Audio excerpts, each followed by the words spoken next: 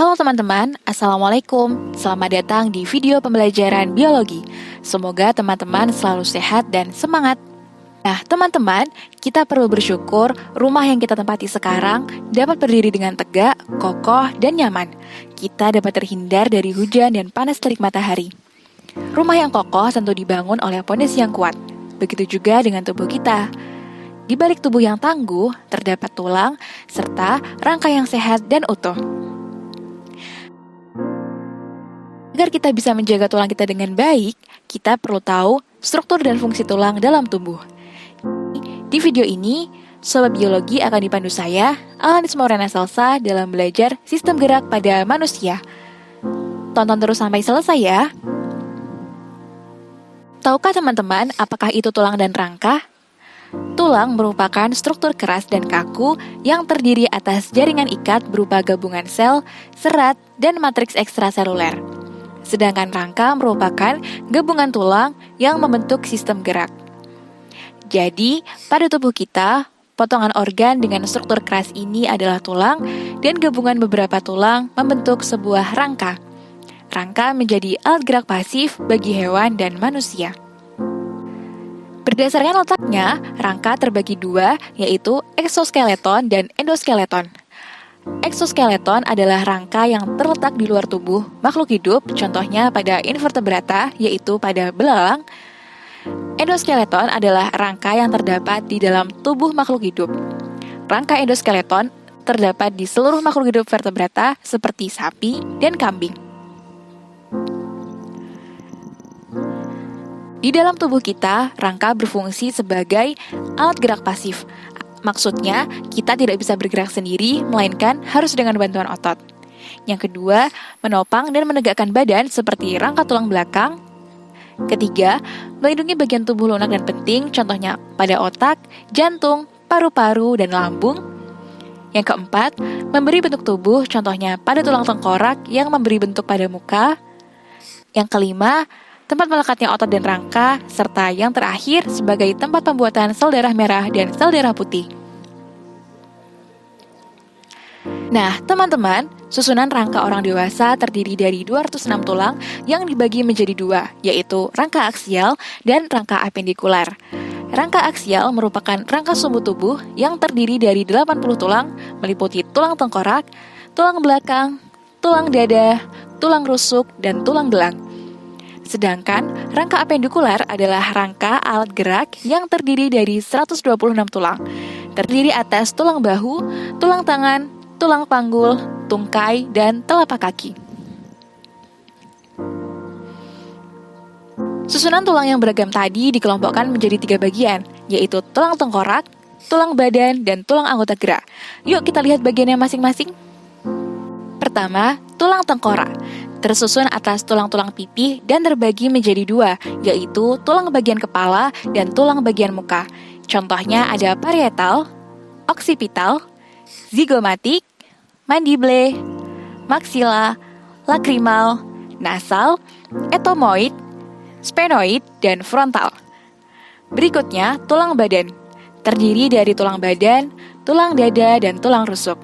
Tulang belakang berfungsi menguatkan dan menyeimbangkan tubuh saat berdiri.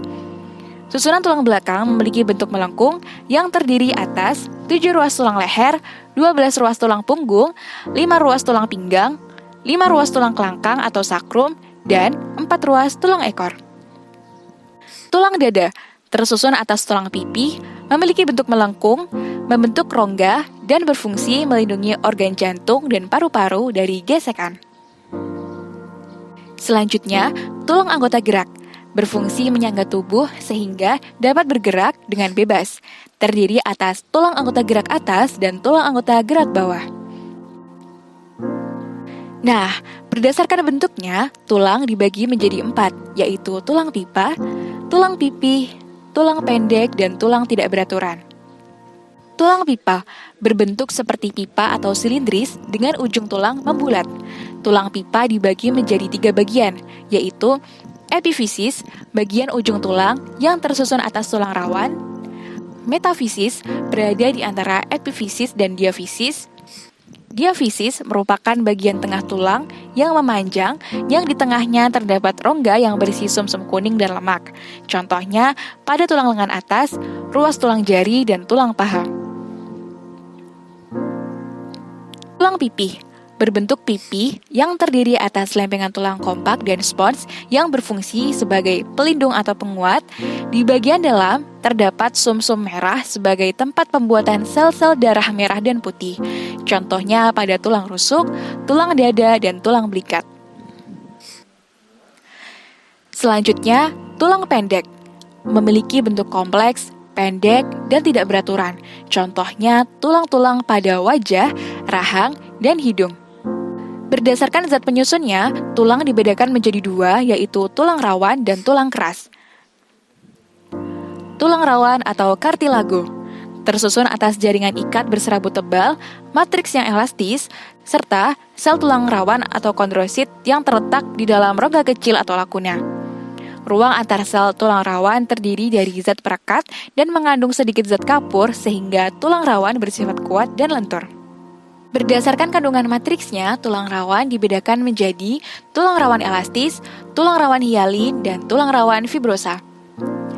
Tulang rawan elastis mengandung serabut elastis dan kolagen. Tulang rawan ini terdapat pada daun telinga, epiglotis, dan bronkiolus. Tulang rawan hialin mengandung serabut kolagen yang halus, berwarna kuning kebiruan, dan terdapat pada cakram epifisis, ujung tulang rusuk, dan permukaan tulang di daerah persendian. Tulang rawan fibrosa mengandung serabut kolagen yang padat dan kasar, dan pada orang dewasa terdapat pada ruas-ruas tulang belakang. Tulang keras atau osteon disebut juga sebagai tulang sejati yang tersusun atas jaringan ikat yang mengandung mineral dan dibentuk oleh sel tulang atau osteosit yang terletak di dalam lakuna. Osteosit satu dengan yang lainnya saling berhubungan melalui kanalikuli yang berisi sitoplasma dan pembuluh darah. Kanalikuli berfungsi memenuhi kebutuhan nutrisi osteosit. Berdasarkan ada atau tidaknya rongga di dalamnya, tulang dibedakan menjadi tulang kompak atau tulang padat dan tulang spons atau bunga karang. Pada tulang kompak terdapat sistem Havertz. Sistem Havertz ini mengandung pembuluh darah dan saraf sebagai penyuplai zat makanan untuk menghidupi tulang. Selain itu, juga terdapat zat kapur, fosfat, dan serabut kolagen. Contoh tulang kompak terdapat pada bagian diafisis tulang pipa. Pada tulang spons tidak terdapat sistem Havertz, mengandung sumsum tulang dan sel lemak. Contohnya, tulang bunga karang adalah pada bagian epifisis tulang pipa.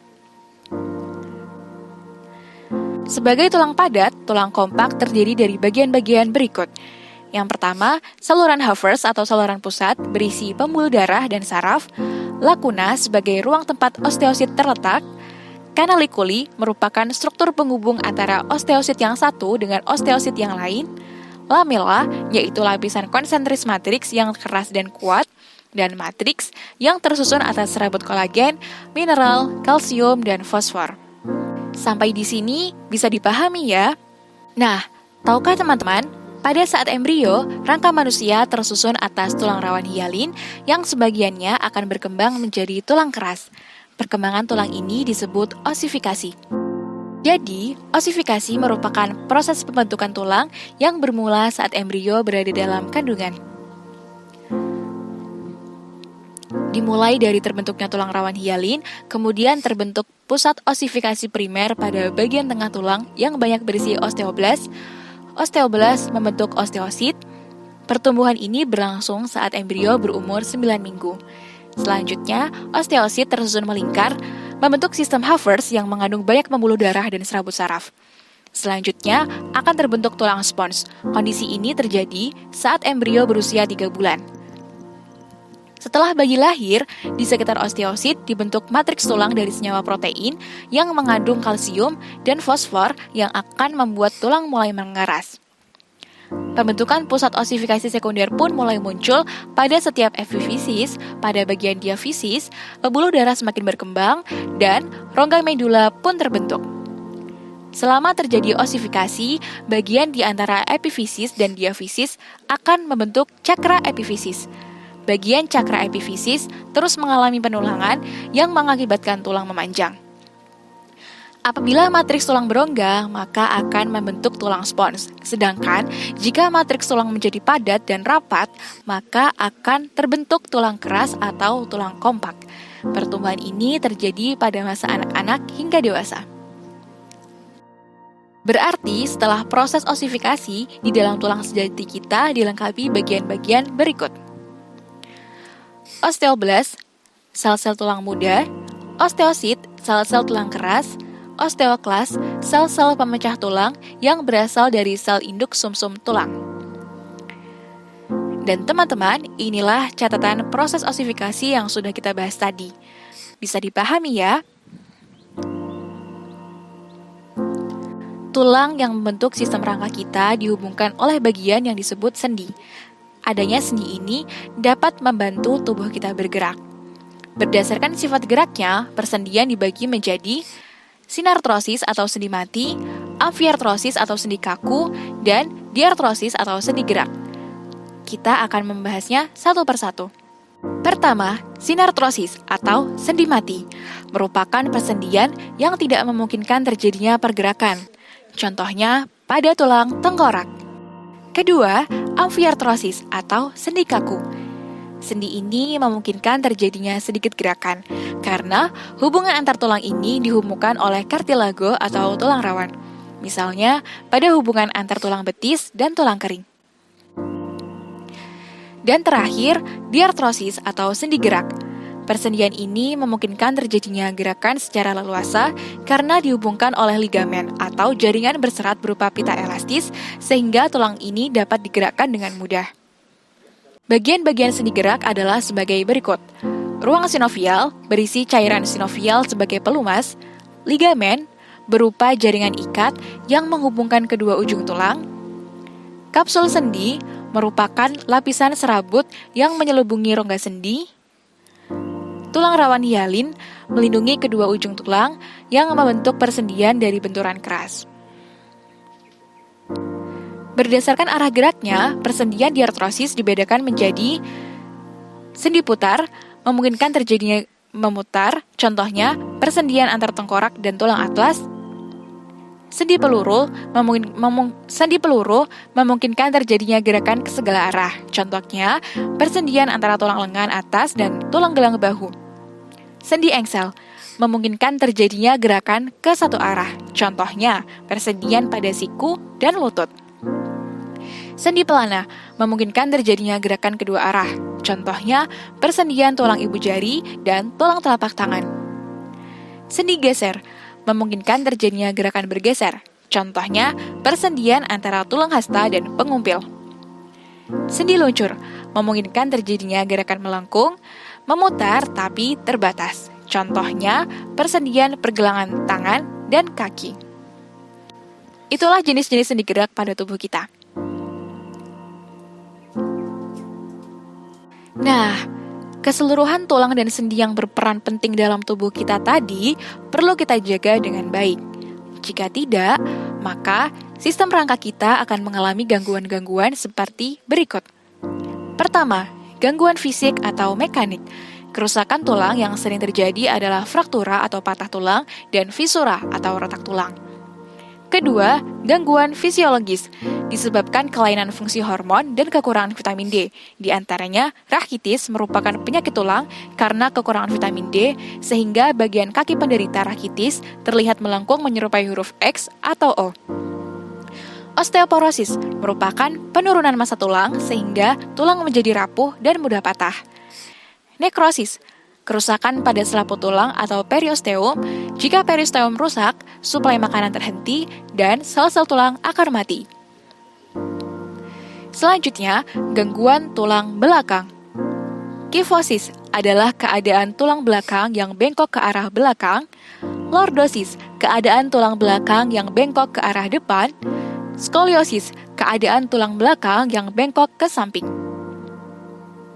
Gangguan persendian seperti dislokasi terjadi akibat pergeseran tulang penyusun sendi dari posisi awal, sering terjadi pada sendi yang menghubungkan tulang lengan atas dan bahu. Ankilosis gangguan yang terjadi akibat tidak berfungsinya persendian seperti pada ruas-ruas tulang belakang. Rheumatoid arthritis merupakan peradangan sendi yang terjadi pada tulang rawan, misalnya pada sendi antar ruas tulang-tulang jari. Gangguan pada tulang dan sendi dapat kita cegah dengan kebiasaan hidup sehat berikut.